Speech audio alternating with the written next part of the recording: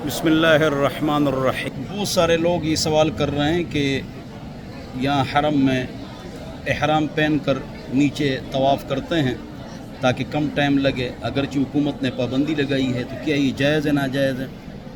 اگر آپ نے عمرہ کرنا ہے، سعی کرنی ہے، تو پھر تو ٹھیک ہے۔ اس کے علاوہ بھی لوگ احرام پہن کر نیچے طواف کرتے ہیں، اس کا شرعی حکم کیا ہے؟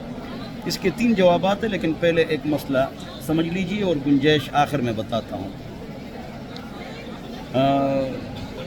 امر السلطان منوط بالمصلحہ۔ اگر حکمران کوئی حکم دے دے، اسلامی ممالک کا کوئی حکمران حکم دے دے کہ اس پر عمل کرو، تو اس کا تعلق مصلحت کے ساتھ ہے۔ تو جب تک مصلحت ہے، بطور انگریزی نمبر 5 کتاب الکراہیہ، تو اس پر عمل کرنا واجب ہوتا ہے، لہذا اس پر عمل کریں اور اوپر آپ طواف کریں کپڑوں والے۔ احرام پہن کر نیچے صرف طواف کی نیت سے آنا درست نہیں ہے۔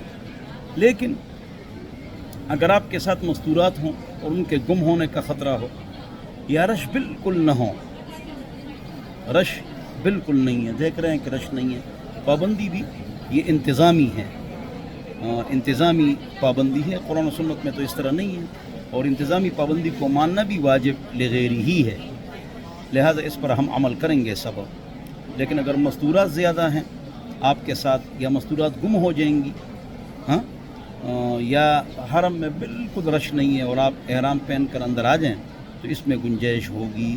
بہر صورت اوپر طواف کرنے کا فائدہ بھی یہ ہے، ہم تو اسی پر عمل کرتے ہیں 1996 سے الحمدللہ، اوپر ہی طواف کرتے ہیں عمومی طور پر۔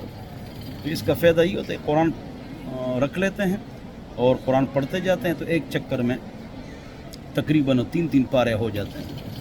تو طواف اور سعی بین الصفا والمروہ میں مخصوص چکروں کے مخصوص دعائیں کتابوں میں ہیں، لوگ پڑھتے ہیں، اونچی آواز سے، یہ ثابت نہیں ہے۔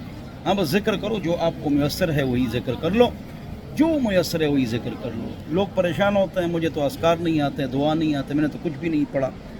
تو اس کا جواب یہ ہے کہ کوئی ذکر متعین نہیں ہے، آپ کو جو ذکر یاد ہو، خاموشی سے گناہوں سے توبہ کرتے ہوئے آپ چلتے جائیں، تب بھی ٹھیک ہے۔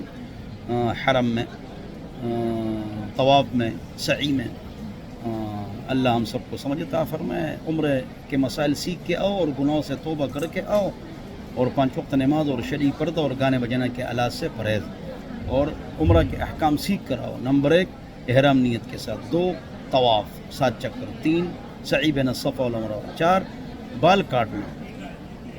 ایک آدمی مجھے ملا، عامل تھا ثوابی کا، نام نہیں بتاتا ہوں، اس نے بال نہیں کاٹے۔ میں نے کہا بڑے بڑے بال ہیں، آپ نے تو بال نہیں کاٹے ہیں، کیا کر رہے ہو بھائی؟ اور ایک اور آدمی ملا، باولپور کا، کراچی میں رہتا ہے، اس نے بھی اس طرح کیا۔ تو مجھے کہا کہ بھائی، اس آدمی نے کہ آپ پر 13 سال سے جہد ہوئے۔ میں نے کہا تجھے کیسے پتہ چلا کہ 14 سال ہو گئے یا 13؟ کہہ رہے یہ علم ہے۔ میں نے کہا ایسا کوئی علم نہیں ہے، تم فاسق اور فاجر ہو، اگر یہ حرم نہ ہوتا میں آپ کی پٹائی کرتا۔ بچ گیا مجھ سے۔ بہرحال اللہ ہم سب کو سمجھ عطا فرمائے، عقل عطا فرمائے۔ تو ایسا عامل جو غیب کی خبریں بتائے، کہہ رہے میں عالم ہوں اور حافظ ہوں۔ میں نے کہا تم گمراہ ہو، بڑے گمراہ ہو، 13 سال سے آپ پر جادو ہے اور آپ کا آدھا دڑ جانا برباد ہے۔ میں نے کہا بالکل ٹھیک ٹھاک ہوں میں، الحمدللہ۔ آپ برباد ہیں، آپ اپنی آخرت کی فکر کریں، 2 رکعت صلاۃ اور توبہ پڑھ لیں۔ اللہ ہم سب کو سمجھ عطا فرمائے۔ والسلام۔